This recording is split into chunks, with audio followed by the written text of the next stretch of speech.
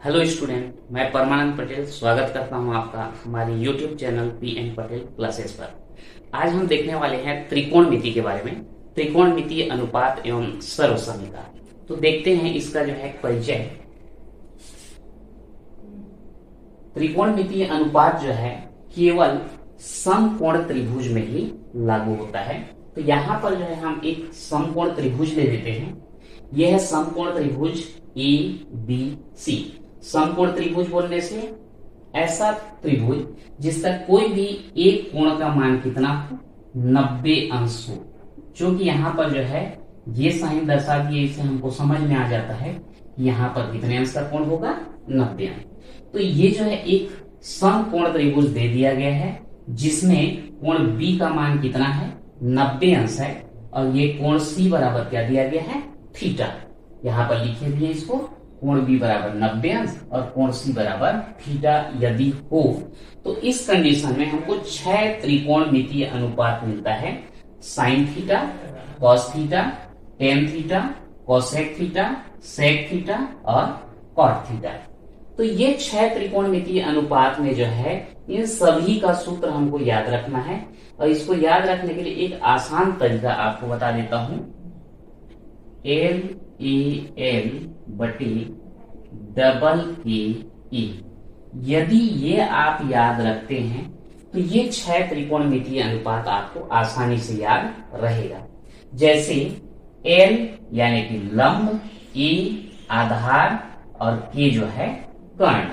अगर ऐसा हम मान करके चले तो ये एल बटे के ये आपका साइन थीटा के लिए होता है। लंब बटे कर्ण, ये साइन थीटा बराबर लंब बटे कर्ण, ये एल बटे के। अब सेकंड लेते हैं कॉस थीटा। तो कॉस थीटा जो है इसके लिए आ जाता है आधार बटे कर्ण, ये कॉस थीटा बराबर आधार बटे कर्ण। और तीसरा टेन थीटा, तो ये टेन के लिए आ जाता है लंब बटे आधार, टेन थीटा बराबर लंब बटे आधार। और उसके बाद कोसेक थीटा, इसका उल्टा आपको चलना है। ये कोसेक के लिए हो जाएगा के बटे एल यानी कि कर्ण बटे लंब, कोसेक थीटा कर्ण बटे लंब। उसके बाद आता है ये है सेक थीटा। सेक थीटा के लिए कर्ण बटे आधार, तो ये सेक थीटा कर्ण बटे आधार।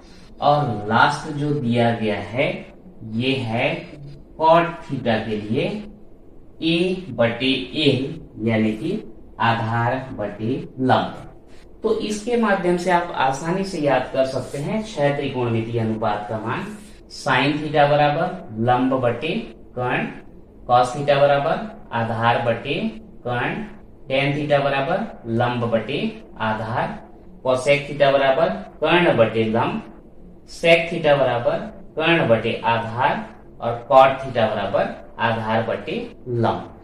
तो ये जो है याद रखने के लिए ट्रिक है।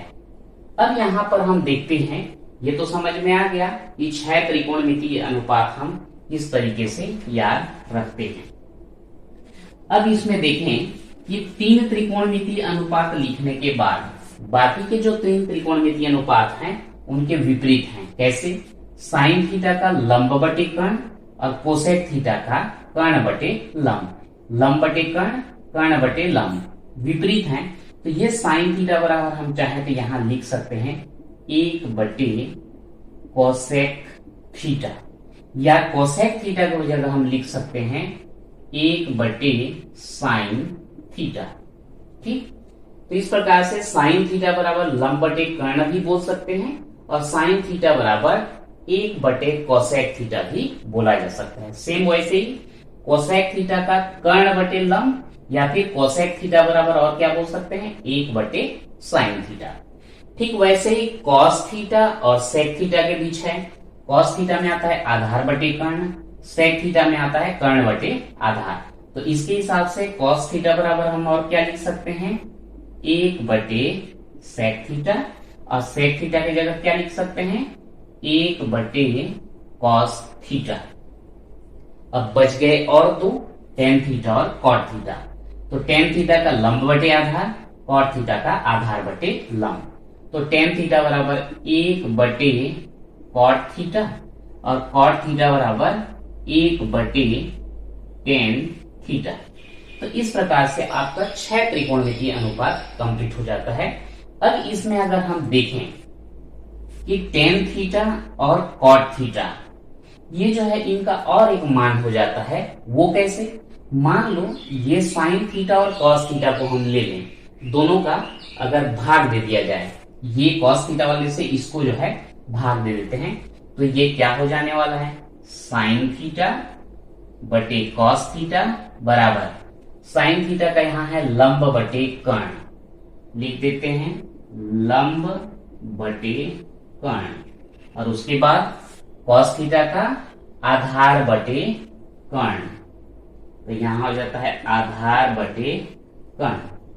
क्योंकि ये भाग है उसको हम गुणा के रूप में बदल देते हैं, तो ये क्या हो जाने वाला है? लंब बटे कर्ण, और ये भाग को गुणा करेंगे तो ये पलट जाएगा, कर्ण बटे क्या हो जाएगा? आधार। तो ये कर्ण और कर्ण अगर कैंसिल कर दिया जाए तो आएगा क्या? लंब बटे आधार। और लंब बटे आधार का मतलब क्या होता है? ये लंब बटे आधार का होता है टेन थीटा। तो यहां पर क्या हो जाएगा? Tan theta. तो इस प्रकार से टेन थीटा को हम एक और सूत्र के रूप में लिख सकते हैं साइन थीटा बटे कॉस थीटा। तो ये आपका टेन थीटा बराबर यहां हो जाएगा साइन थीटा बटे कॉस थीटा।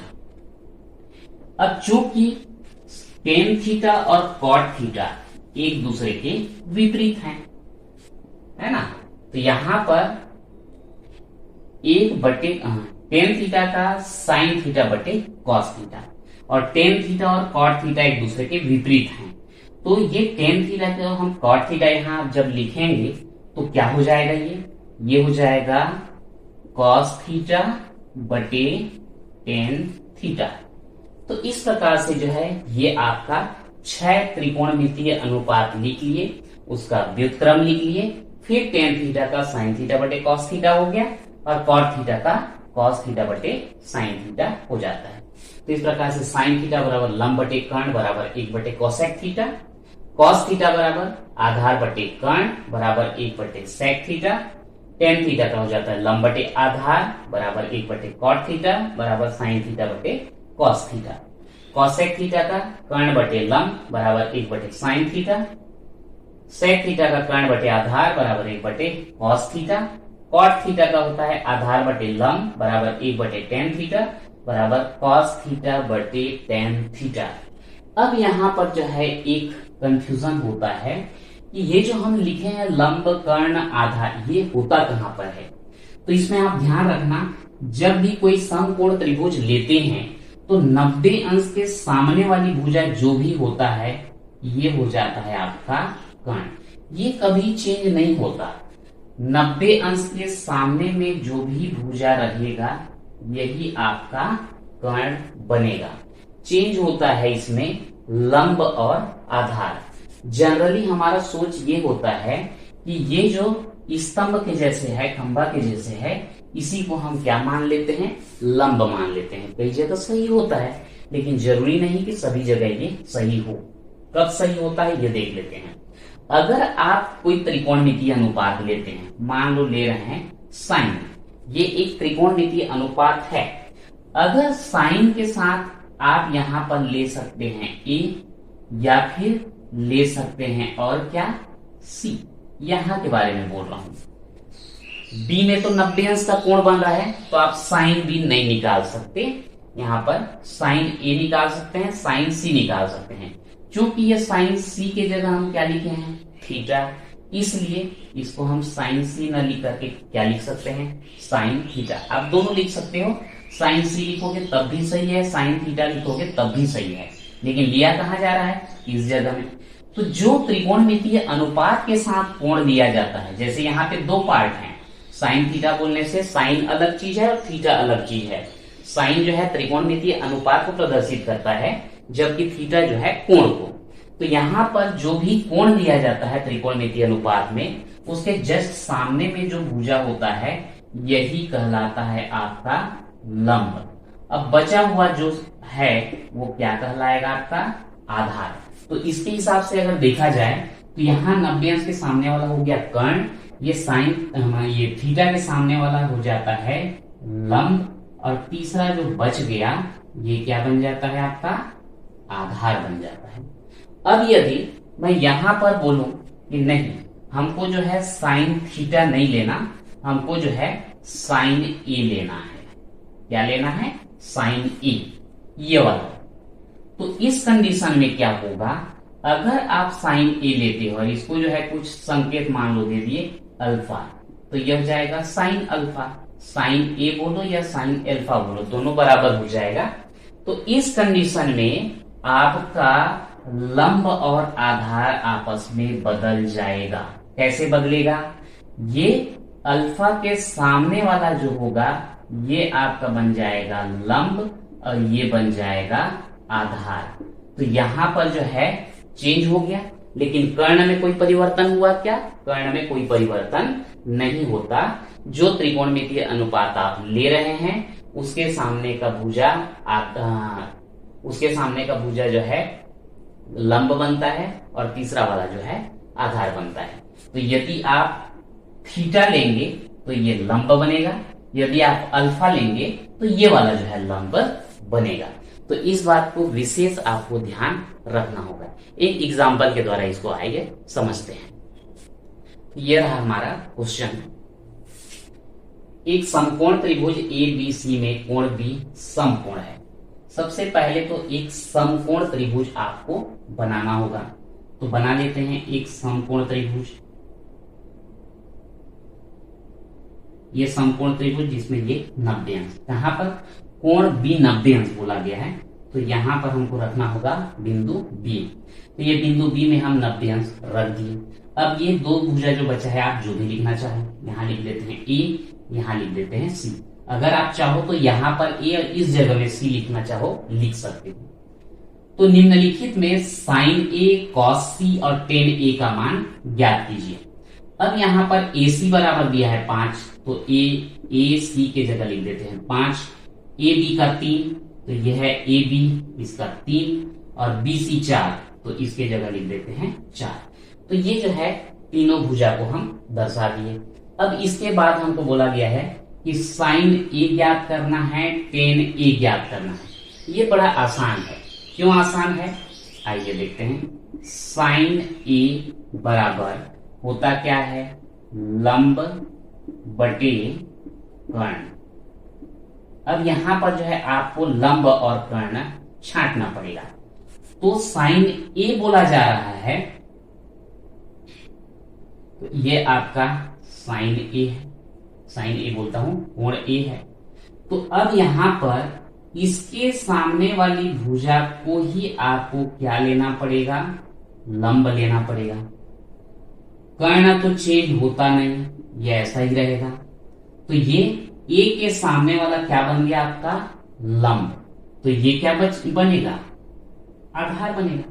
तो लंब बटे कर्ण बोल रहा है, तो लंब कौन सा बना आपका? BC, और कर्ण कौन सा बना? AC। अब इनके मान को आप आसानी से लिख सकते हैं। BC बराबर कितना है? 4, और AC बराबर कितना है? 5। तो ये हो गया आपका 4/5। ऐसे ही अगर हम टेन A ज्ञात करना चाहते हैं, तो टेन A क्या होता है? टेन क्या होता है ये देखते हैं। लंब बटे आधार। तो लंब इसमें कौन सा है? PC। आधार कौन सा है? AB। इनके मान को रख दो। BC का 4, AB का 3, तो हो जाएगा 4/3। हो गया। कब? यदि हम यहां A को लेते हैं तब। अब यहां पर बोला गया है cos C, तो cos C में जो है अब थोड़ा चेंज हो जाएगा। कैसे चेंज हो जाएगा? ये जो है आपका, इसको ले रहे हैं, तो इसके सामने वाली भुजा को आपको क्या लेना पड़ेगा? लंब लेना पड़ेगा और ये वाला क्या बन जाएगा, आधार बन जाएगा। तो कॉस का क्या होता है, आधार बटे कर्ण।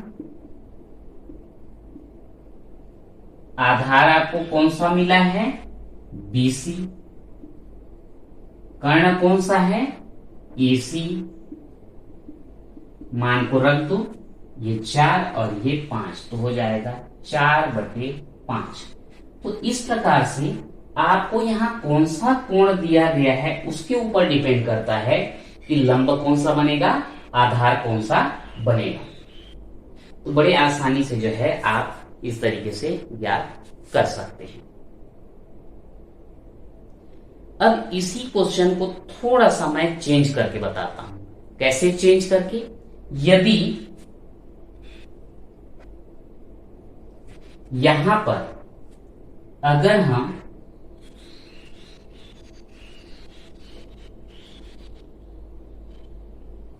इस जगह को A न लेकर यहां पर A ले लेते, यहां पर A और यहां पर क्या ले लेते, C, तो क्या परिवर्तन आता। अगर ऐसा करते, AC का तो 5 है ही, AB का 3 है, तो ये नीचे आ जाता 3 और BC का 4, तो ये BC का लिख देते हैं यहां पर 4। अब क्या परिवर्तन आता है यहां पर आप देखो। अब साइन A बोलने से, तो साइन A बोलने से लंब बटे कर्ण वो तो सेम रहेगा, लेकिन अब यहां पर लिए हैं तो लंब कौन सा बनना चाहिए आपका, ये लंब बनेगा और ये क्या बनेगा, आधार बनेगा। तो लंब बटे कर्ण बोलने से लंब है आपका BC, ये लंब BC और कर्ण AC आ जाएगा 4/5। 10A लंब बटे आधार, तो लंब कौन सा है BC, आधार कौन सा AB, तो BC बटे AB, तो यह आ गया आपका 4/3। cos C, तो ये cos C बोलने से ये वाला है, तो इस कंडीशन में आपका ये चेंज होगा। cos C बोलेंगे तो ये आपका क्या बन जाएगा, लंब बन जाएगा और ये क्या बन जाएगा, आधार। तो cos C आधार बटे कर्ण। आधार आपको कौन सा मिल रहा है, BC मिल रहा है, ये देखो BC, और कर्ण कौन सा, AC, तो ये AC आ गया 4/5। तो यहां पर जो है मैं इस जगह A को और यहां C को करके भी बता दिया, उसको आपस में चेंज करके भी बता दिया। तो इस प्रकार से आसानी से जो है आप इसको हल कर सकते हैं। तो आज के वीडियो में इतना ही, पर ध्यान रखिएगा ये जो सूत्र लिखाया गया, ये सूत्र आप नोट कर लेंगे, उसको अच्छे से याद कर लेंगे, ताकि अगले प्रश्नावली में आपको कोई दिक्कत न हो। तो आज के वीडियो में इतना ही, मिलते हैं फिर नेक्स्ट वीडियो पे।